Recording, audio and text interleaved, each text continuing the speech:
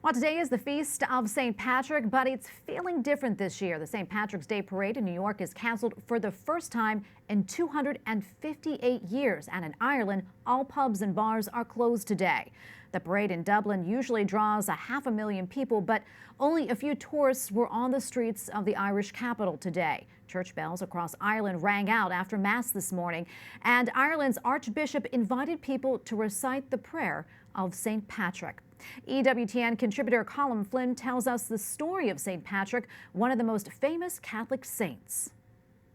St. Patrick is the patron saint of Ireland, known for spreading Christianity throughout the island during the 5th century. His memory and influence is still felt today as people celebrate St. Patrick's Day around the world. But who was this missionary that would go on to become one of the Church's most famous saints?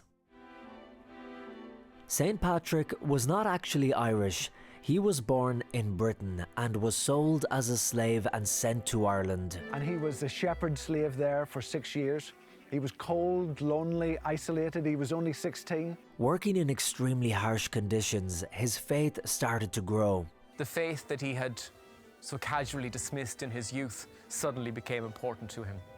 And he would see later in life that the time he spent in slavery was in fact providential. It was the mercy of God. After escaping slavery, he travelled Europe where he studied Christianity. So he went to France and he studied for the priesthood.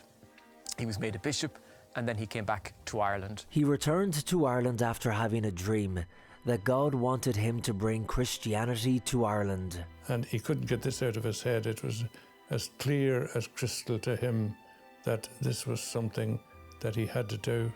His time here had opened his heart to the needs of the people that were here. And that was extraordinary because if you escape slavery, you don't want to go back to the people that enslaved you. It is said that Patrick went to the most powerful king in Ireland, and when trying to explain his religion to the king, Patrick grasped a shamrock and used the 3 leaves connected to one stem to explain the Blessed Trinity. The king was impressed, allowing Patrick and his followers to travel across Ireland, spreading the gospel, and they were successful in driving out paganism, which is symbolised by the metaphor of Patrick driving snakes out of Ireland. Patrick died on the 17th of March in the year 461 at the age of 76. The way Patrick lived became the way that the Irish lived. He was very prayerful, and that was translated very soon afterwards into the establishment of monastic settlements. And today, people all over the world remember St. Patrick, the man who brought Christianity to Ireland. Because St. Patrick's Day is not about being Irish.